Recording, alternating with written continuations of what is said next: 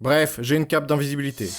C'était un lundi brumeux. Je ne voyais rien au loin depuis ma fenêtre. J'étais là, assis tout seul dans ma chambre. Si on ne compte pas Cyril. Mais je n'ai pas l'habitude de le compter. Même si je ne peux plus le voir. Déjà 3 jours qu'il vit chez moi. Il me demandait de lui faire du thé, de lui faire un massage des talons, d'emmener ses vêtements chez le teinturier. J'aimerais vraiment qu'il dégage. Peut-être que je devais me cacher. Il pensera à l'heure que je suis parti et il rentrera chez lui. Je me suis caché derrière le rideau de la baignoire. Une demi-heure plus tard, mon corps était tout raide. Mais surtout les ongles du pied, mon poil dans la main et mes pupilles. Jusqu'au moment où il a tiré le rideau. Et il m'a demandé ce que je faisais ici. Eh merde, je suis sorti et j'ai dit que je réparais la prise.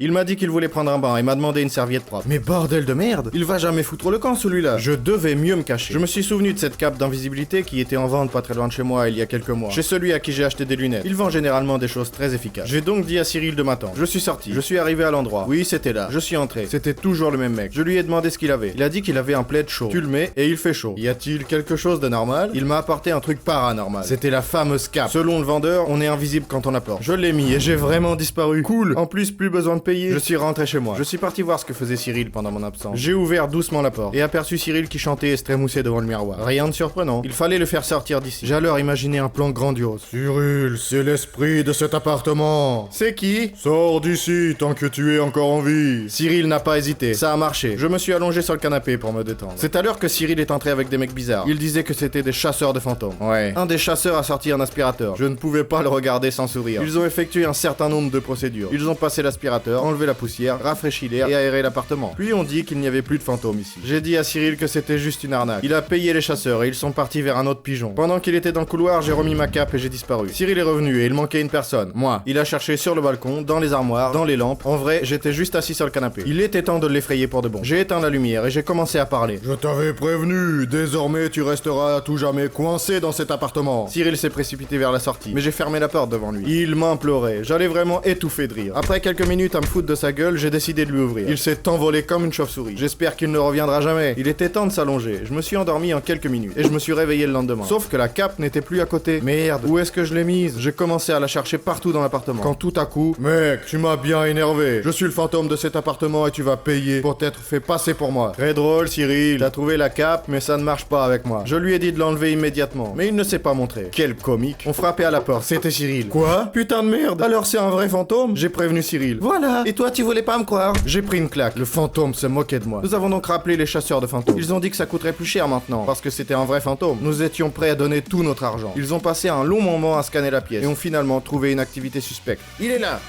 Aspire-le. Allez, allez.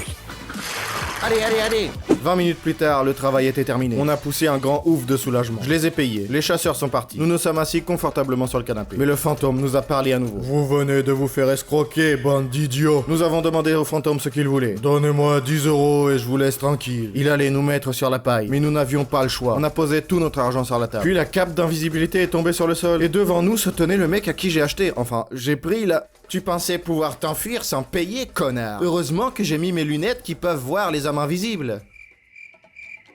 Bref, j'ai une cape d'invisibilité. Attention tout le monde, si vous avez aimé cette vidéo, merci de nous soutenir en l'aimant et en vous abonnant à la chaîne. C'est très important pour nous. Vous pouvez également regarder nos vidéos précédentes, elles sont aussi très bien. Merci d'avoir regardé et à bientôt.